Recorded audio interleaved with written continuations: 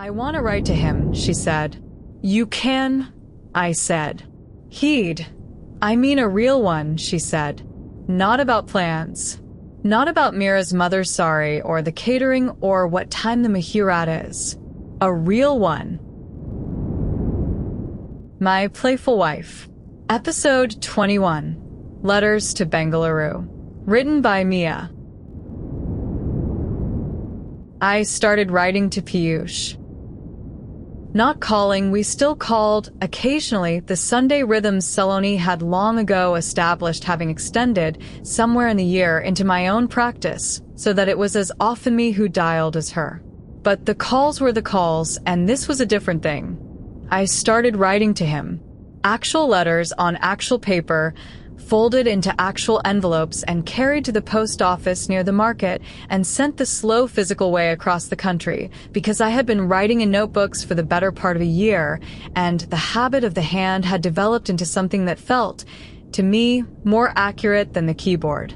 There are things the hand knows that the thumb does not. A letter written by hand cannot be edited into dishonesty. You commit, you cross out, the crossings out remain. The reader sees you change your mind on the page. I had spent too many years being careful. The letters were a place to be uncareful. I did not entirely understand the impulse when it started. I understood it better later. A phone call is air. It happens and is gone, and leaves no record but the changed weather between two people. A letter is a thing. It exists. You can hold it. And there was something I needed to make exist between my brother and me, some record, some held object, some proof that the thing we had nearly lost had not only survived, but had become a thing two grown men would take the trouble to handwrite to each other across 1,500 kilometers. The letters were the proof. I think we both knew it, though neither of us said it, because we are not, in my family, a people who say such things. He wrote back. His handwriting was terrible. It had always been terrible. The handwriting of a person for whom the speed of thought consistently outran the patience of the hand. A doctor's scrawl without the excuse of medicine. I had to read some of his letters twice, the second time aloud, decoding. But the letters themselves were real, and they got realer as the months went on, as the form taught us both what it was for. At first they were newsy, the job, Mira, the city, the wedding logistics accreting toward December. Then, gradually, they became the other thing. The thing letters are actually for. He started telling me what he was learning, what he was afraid of, the small ongoing discoveries of a life being assembled by a person paying attention to the assembling. He wrote, once, in a letter I have kept and will keep. I've been thinking about what you said that night on the terrace before I left, that you had chosen the second road. I didn't really understand it then. I think I was too relieved to understand it, but I think about it a lot now, about choosing a thing instead of fighting it, about how that takes a kind of strength I'm not sure I have. I think if it had been me, if the situation had been reversed, I'd have burned it all down just to feel like I was doing something. You didn't burn anything down. I still don't fully understand how. I'm not sure I could. I wrote back. You'd have found it. The strength. People always think they don't have it until the day they need it, and then it turns out it was there, just unused, like a muscle you've never had a reason to lift with. And don't mistake what it was. The strength isn't in not feeling it. God knows I felt it, I felt all of it. There were nights I'm glad you never saw. The strength is only in deciding what to do with what you feel. That's the whole of it. You feel the thing, the full thing, you don't pretend it's smaller than it is, and then separately, as a different act, you decide what you're going to do. The feeling and the doing come apart. Most people never learn they can come apart. That's the only thing I learned that's worth passing on. Everything else is just weather. These are the kinds of things you can write to your brother that you could never say to his face. The letter made it possible. The distance made it possible. We were closer in those letters than we had been in the same room for 20 years. And then Mira started writing to me too. Hers came in a hand as precise as Piyush's was chaotic, small, even, engineered, each letter the exact height of its neighbors, the writing of a person who does nothing carelessly. The first one surprised me. The correspondence had been a brother's thing, and I had thought of it that way. But there it was in the post one morning, a second envelope from Bengaluru in an unfamiliar neat hand, and inside it Mira, being Mira, noticing things from 1,500 kilometers away that I had told no one. Piyush showed me one of your letters, she wrote. Only one, and only because he wanted me to read a particular line, and I made him cover the rest with his hand, which he found very funny. But I read the one line. The thing about the feeling and the doing coming apart. I've been thinking about it for a week. I think it's the truest thing anyone has ever said to me about how to be a person, and I think you learned it the hard way, and I'm sorry for whatever the hard way was, and also selfishly glad because Piyush is the way he is partly because of it, and I get to keep the result. Is that a terrible thing to say? Probably. I'm saying it anyway. We say things in letters. I'm learning that from you both. I wrote back to her. A different register than the brothers' letters, lighter, but no less real. We became, the two of us, correspondents in our own right, the noticing woman and the man who had learned to notice, both of us collectors of small, accurate observations with nowhere else to spend them. She would tell me a thing she had seen in Piyush that he did not know he did. I would tell her a thing about the family she was marrying into that she would want to know going in. We were, I suppose, each other's intelligence service, two careful people keeping watch over the two less careful ones we loved. The letters accumulated, and I kept them, all of them, his and hers, in a wooden box that had held something else once, and now held this, the box living on the shelf above my side of the bed. It became, without my deciding it, an archive. Proof, in two hands, neat and chaotic, that the four of us existed, that the thing we had made out of the wreckage was real enough to leave a paper record. On bad evenings, and there were still bad evenings, the year had not abolished them, only taught me to survive them. I would take the box down and reread a few, and the rereading steadied me the way rereading a thing you wrote in a clear moment steadies you in an unclear one. Look, the box said, look what you all built. It's right here. You can hold it. There's a thing about letters that calls and texts do not have, and the year had made me a connoisseur of it. A letter is slow, and the slowness is the gift. You write a thing and it travels for days, and in those days the thing ripens. The person you wrote to is, for that whole interval, about to receive it without yet having received it, and you are, for that whole interval, having already said it without yet knowing how it landed. The slowness builds a chamber of suspense and tenderness that the instant message demolishes. By the time a letter arrives, it has aged into something. It is no longer the hot reactive thing you would have typed and fired off in the moment. It has cooled into what you actually meant. I had spent a year learning to let feelings cool into what I actually meant before I acted on them. The letters were that lesson in physical form, days of cooling, folded into an envelope. I think that is why the letters mattered so much to all of us, why two engineers and a man in middle management had reverted to the technology of our grandparents.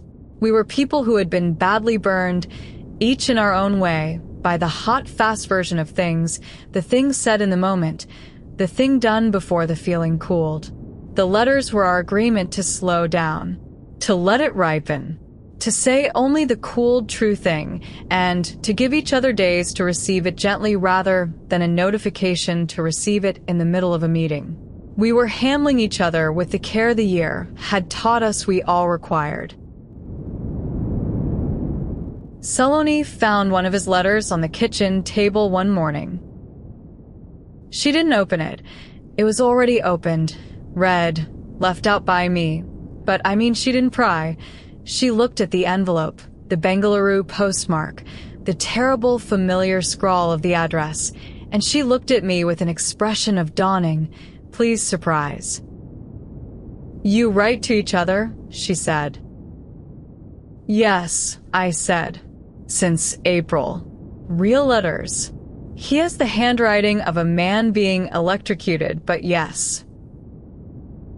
She was quiet for a moment, turning the envelope over without opening it, respecting the same privacy of correspondence that she respected in notebooks. "Does he write about me?" she asked. There was a carefulness in the question. Not jealousy. We were long past anything so simple, but the particular exposure of asking to know how you are spoken of by someone who once knew you in a way your husband is standing right there having to think about. "Sometimes," I said, honestly, because we had built our whole second marriage on the honest answer. "What does he say?" I thought about the letters, about the way he wrote about her, the careful tenderness of it, the love that had found, at last, its right and bearable shape, the love of a man for a woman who is now his brother's wife and his own friend, and the keeper of a chapter of his life that is closed and was real. "He says you're extraordinary," I said. "He says it more than once. He says he's glad you and Mira have become close, that it matters to him more than almost anything that the two of you found each other." I paused, deciding to give her the whole of it, because she had asked and because she could hold it. "And he said, in the last one, he said that what he had with you taught him how to love Mira the right way, that he didn't know how to be present, how to actually pay attention to a person, how to stay until, and then he learned it. And by the time Mira came along, he knew how. He said you taught him that without meaning to, and that Mira has the benefit of it and will never know, and that he thinks about that sometimes and doesn't know what to do with it except be grateful." She was very still. "He said that," she said. Not quite a question. "He said that," I said. She sat down at the kitchen table, slowly, the letter still in her hand, and put her other hand flat on the surface, the way she does when she is steadying herself around something large. "This year," she said after a while, slowly, "what it taught all of us. You, him, me, even Mira, who wasn't there for any of it and got the whole inheritance anyway." She shook her head. "We were all just broken open and rearranged. And everyone came out of it knowing how to love better than they went in." How does that happen? How does the worst thing make everyone better at the one thing? "I don't know," I said. "I've been trying to write it down for a year, and I don't know. Maybe the worst things are the only things big enough to teach the biggest lessons. Maybe you can't learn it any other way. Maybe that's the terrible deal, that you only get the wisdom by paying the price for it, and there's no discount and no other way to buy it." She looked at the letter in her hand.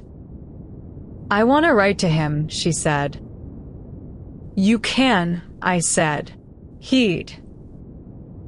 "I mean a real one," she said. "Not about plans. Not about Mira's mother's sorry or the catering or what time the Mahurat is. A real one. Like the ones you write. We never wrote to each other. The whole time. We never once put anything on paper. There was never anything that could be held afterward. And I think I want there to be one thing, one held thing before the wedding that says," she stopped. She didn't finish it. She didn't need to. "Yes," I said. "Write it. I'll post it with mine." She reached for a sheet of paper from the pad we kept by the phone and a pen, and I understood that this was a thing I was being trusted with, not the contents, which I would never see and never ask to see, but the fact of it, the permission, the standing aside that let my wife write a real letter to the man she had once loved in a way I would never fully map, so that there would exist before he married. One held thing between them that said whatever it needed to say. I made chai. I put a cup at her right hand, the right temperature, without a word. And I left her to it, went out to the balcony with my own cup and the morning, and let her have the kitchen and the paper and the privacy of the parts that were only hers. She wrote for a long time. I did not watch. When I came back and the letter was folded and sealed and she had written his name on the front in her good clear hand, the opposite of his scrawl, and she set it on the table next to mine, the two envelopes side by side, hers neat, mine plain, and she looked at them there together and then looked at me, and her eyes were bright and entirely unashamed. Post them together, she said. I will, I said. And I did. I carried both letters to the post office near the market that afternoon, hers and mine, my wife's real letter and my own, and I handed them across the counter together and watched them go into the same sack bound for the same city, and I thought that there was no word in any language I knew for what I was doing, posting my wife's love letter to my brother along with my own, and that the absence of the word did not trouble me at all anymore. We had a whole vocabulary of missing words by now. We lived in it comfortably. It turned out a good place to live. That night I wrote in the notebook. She wrote him a real letter. I posted it with mine. I will never read it, and I don't want to. There exists now, somewhere between here and Bengaluru, a held thing that says whatever she needed to say before he marries. I think it's the last of it. I think the letter is her closing a door gently from the inside, with the light on, the way you close the door of a room you loved and are leaving in good order. A year ago, the thought would have killed me. Today, I licked the stamp. A week later, a reply came. To her, not to me, a separate envelope and a scrawl with her name on the front. She read it alone on the balcony and did not tell me what it said, and I did not ask, and when she came back in her face had the particular calm of a person who has set something down for good. He wrote back. I said. He wrote back, she said. It's done. It's good. It's properly done now. She put his letter somewhere I never saw, her own box, presumably her own archive at her own end of the line, and she made chai, and that was the end of it. The last of the thing closed gently from the inside, with the light on, the door pulled to. I have wondered since what they wrote to each other, the way you wonder about a country you have decided never to visit, with curiosity but no intention. I will never know. It is the one transaction in our whole transparent, rebuilt life that happened entirely without me, and I find that I am glad it exists, this single sealed thing, because a marriage that has no privacies left is not intimate. It is merely surveilled, and I had been, in the worst of the year, a man who surveilled. I was done with that. Her letter to him and his letter back to her are theirs, sealed in 2 boxes in 2 cities, and the not knowing is not a wound. It is a kind of grace. It is the grace of trusting a thing you cannot see. To be continued in episode 22, The December Wedding. Simbolo di copyright mia. All rights reserved. That was episode 21 of my Playful Wife. If this story is staying with you, the next episode is already waiting. Subscribe so you don't miss it. The complete book is on Amazon, and early episodes plus bonus chapters are on my Patreon. Links are in the description. I've Mia. Thank you for listening.